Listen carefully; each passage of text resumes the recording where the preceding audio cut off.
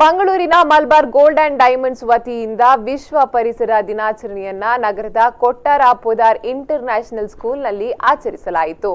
ಮಂಗಳೂರಿನ ಹೆಸರಾಂತ ಮಳಿಗೆಯಾದ Malabar gold and diamonds ವತಿಯಿಂದ save the earth planet A tree ಎಂಬ ಘೋಷವಾಕ್ಯದೊಂದಿಗೆ ವಿಶ್ವ ಪರಿಸರ ದಿನಾಚರಣೆಯನ್ನ ನಗರದ ಕೊಟ್ಟಾರ ಪೋದಾರ್ ಇಂಟರ್ನ್ಯಾಷನಲ್ ಸ್ಕೂಲ್ನಲ್ಲಿ ಆಚರಿಸಲಾಯಿತು.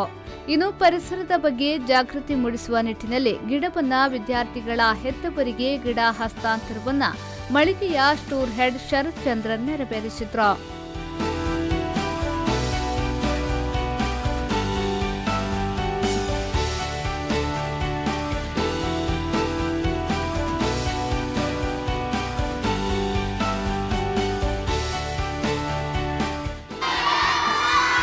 Yeah, that sounds good.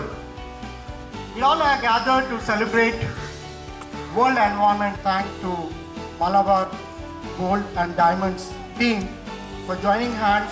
ಇದೇ ವೇಳೆ ಮಳಿಗೆಯ ಮಾರ್ಕೆಟ್ ಮ್ಯಾನೇಜರ್ ಕಾರ್ತಿಕ್ ಕುಮಾರ್ ಮಾತನಾಡಿ, ವಿದ್ಯಾರ್ಥಿಗಳಲ್ಲಿ ಪರಿಸರದ ಬಗ್ಗೆ ಜಾಗೃತಿ ಮೂಡಿಸುವ ನಿಟ್ಟಿನಲ್ಲಿ ಈ ಕಾರ್ಯಕ್ರಮವನ್ನು ಆಯೋಜಿಸಲಾಗಿದೆ. ಪ್ರತಿ ವರ್ಷ ಕೂಡ ಮಲಬಾರ್ ಗೋಲ್ಡ್ ಅಂಡ್ ಡೈಮಂಡ್ಸ್ ವತಿಯಿಂದ ಪರಿಸರದ ಬಗ್ಗೆ ವಿನೂತನ ಕಾರ್ಯಕ್ರಮವನ್ನು ನಡೆಸಲಾಗುತ್ತಿದೆ. ಇನ್ನು ಮಳಿಗೆಯಲ್ಲೂ ಪರಿಸರ ಜಾಗೃತಿ ಮೂಡಿಸುವ ಗ್ರಾಹಕರಿಗೆ ಗಿಡವನ್ನ ಉಚಿತವಾಗಿ ನೀಡುವ ಕೆಲಸ ಮಾಡಲಾಗುತ್ತಿದೆ ಎಂದು ಹೇಳಿದ್ರು. We in Malabar Gold, along with Podar International School, we are celebrating our Environment Day. So we are actually motto of the day is save the earth, plant a tree. So we are doing the same along with the kids. So as you all know, every month we would be having, we are more aggressive in social activities as well as in business. Podar international school ಪ್ರಾಂಶುಪಾಲರಾದ T Srinivas Rao ಮಾತನಾಡಿ, ಮಕ್ಕಳು ಪರಿಸರ ದಿನದಂದು ನೀರು ಉಳಿಸುವ, ಸಸಿ ನೆಟ್ಟು ಪೋಷಿಸುವ ಸಂಕಲ್ಪ ತೊಡಗಿಸಿಕೊಳ್ಳಬೇಕೆಂದು ಹೇಳಿದ್ರು.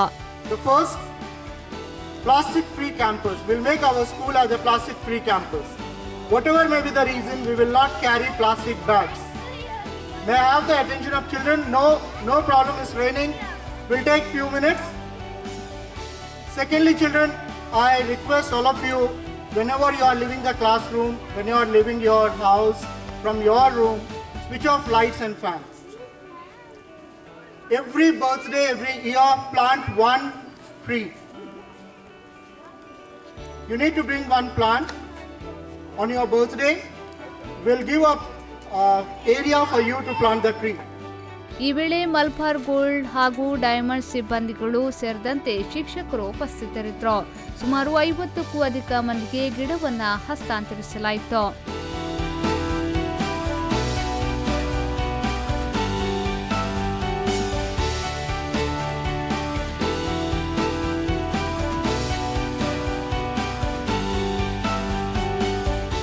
ನಾಗೇಶ್ ಕಾವೂರು, ವಿ4 ನ್ಯೂಸ್ 24/7 ಮಂಗಳೂರು.